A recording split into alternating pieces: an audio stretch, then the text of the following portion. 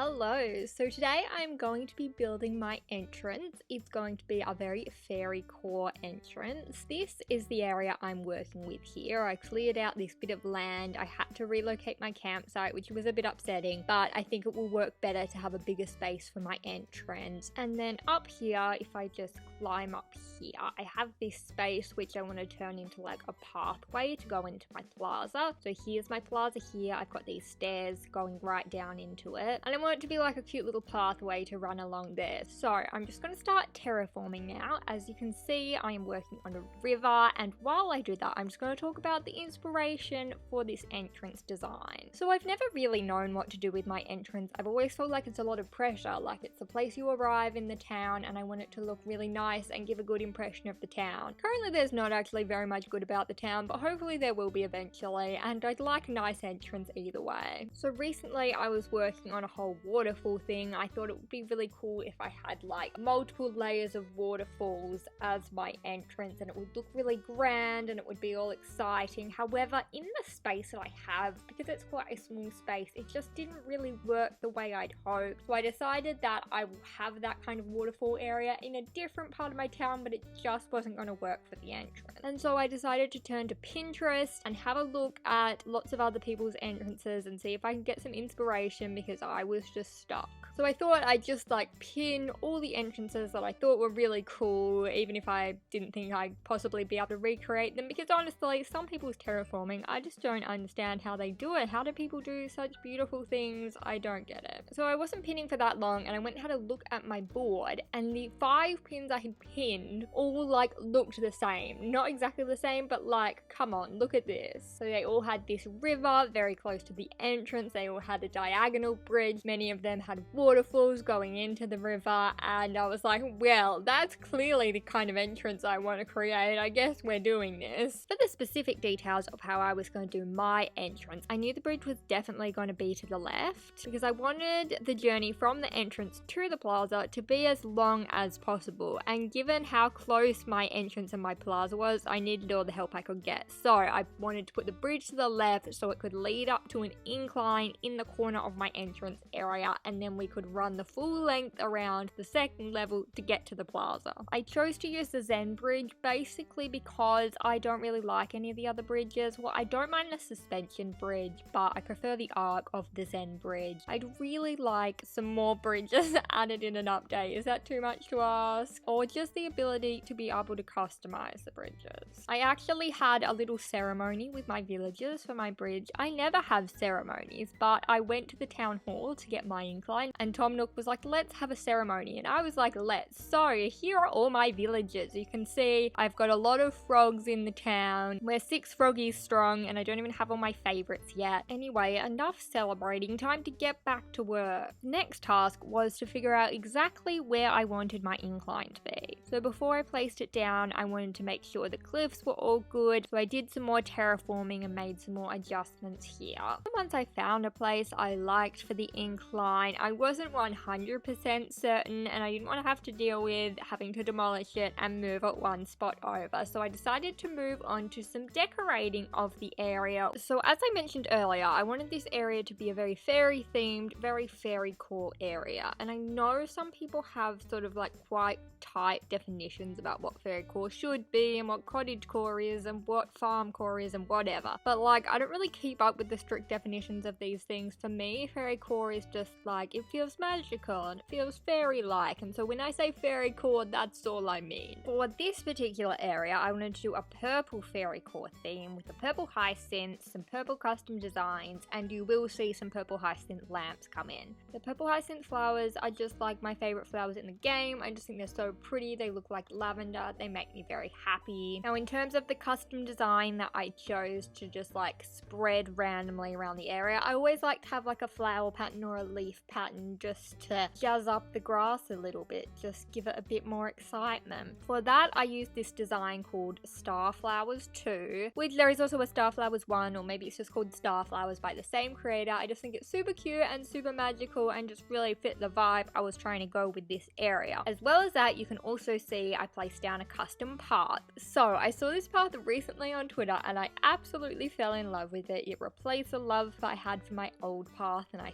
swapped it out and I have been using it ever since. I will put the code on the screen. I just think it looks super cute and it's so natural and it just fits on the grass so nicely and I'm just loving using it. So a lot of the decorating in this footage is very chaotic. I don't know what's going on. I don't know what I was doing. I am just ridiculously indecisive when it comes to what to put down and where to place it. I have to try out like every possible item in every possible spot before I decide on the item and the location that I'm happy with. Like this bench drove me crazy. I tried multiple benches. I had to try all the color variations in both of the benches. I'm ashamed to say there was a lot more footage that I cut out because it was just too much. There were too many different benches and I was moving it around like one spot in like 4 different directions and I just couldn't decide. Anyway, obviously eventually I did decide after many minutes. Was it an hour? I don't know. I don't want to go back and look at the footage and see what the time actually was because that will just make me sad. Anyway, let's stop talking about benches and talk about some of the other things happening in this area. So as you can see, I've added a few bushes. Now these bushes are the pink hydrangea bushes. I will never understand why they're called pink hydrangeas. Like they're not pink, they're purple. They're clearly purple. They were pink on New Leaf, but like this is purple. I'm sorry, why are you calling this pink? I don't understand. I'll never understand. They're purple. Obviously currently they're not purple because they're not in bloom, but I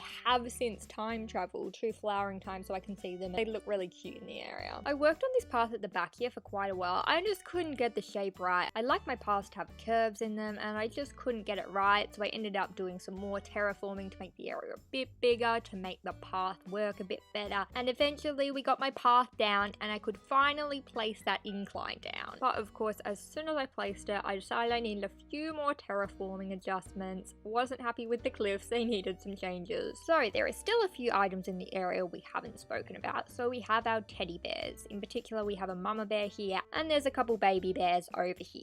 I think the teddy bears are a very fairy core item. I can just see the fairies being friends with them. Any like little animal items are just very fairy core to me because I can see them all living in the forest and being all happy together. Similarly with the butterfly models. So I've got quite a lot of butterfly models around here. They have wings. I can imagine them flying around with the fairies having a nice old time. I was struggling a lot with this back area in the corner, so I did some more terraforming to make it a bit bigger, and I eventually decided that I wanted to put a tree there. You see, I thought I wasn't going to have any trees on the first level. I had just kind of decided that unconsciously in my mind, but as soon as I added the tree here, I was like, oh yeah, the first level definitely needs some trees in here. So I went and added one on the other side of the path as well. Then it was time to actually work on the second level of this area. So I added trees in 2 different height variations. I have the normal cedar trees and then the ones that I think they're called large young cedar trees. They're the one before they're fully grown. And I just love how like the height variation looks when you have different heights of trees. And I always feel really excited when I do this because I only learned how to do this recently. I always visited other people's towns and I was like, did they just save their dream address at like a very specific time when all the trees were at these heights? But then I actually looked it up and I found there was a way you could actually stop your trees from growing, which if you don't know, you just plant a piece of fruit next to it. In one of the squares next to it, plant a piece of fruit and done. It's not going to grow. It's so good. It's such a good decorating tip because it makes it look really like natural, that it just gives your tree line so much more variation. I love it. After trees, I added a bunch of the purple hydrangea bushes. I mean pink hydrangea bushes, whatever they're called, the ones that look purple. And of course also added some purple hyacinth flowers up there as well. I also added a whole lot of weeds in various places just to add to the natural vibe, and I realized I hadn't put any on the first level, so I added some down there too. I hadn't originally planned to add items to the second level, but it just looked a bit empty without them, and you know, I just love the hyacinth lamp so much. Any excuse to add more and I'll go with it. And as I was adding them, I realized it would be a really cute idea to extend this waterfall and have like a river flowing around the tree and a little mini waterfall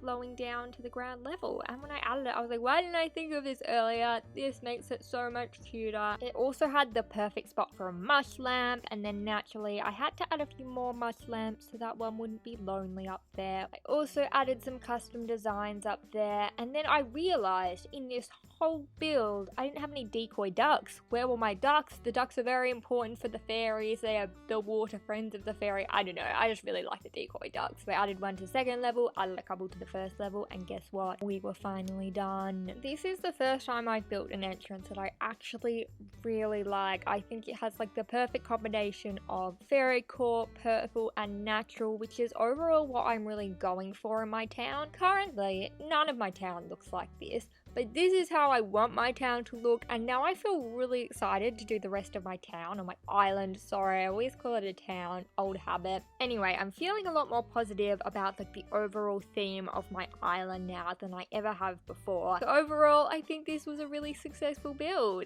Thank you so much for watching. I hope you enjoyed this video, and I will be back with another video again soon. Okay, bye!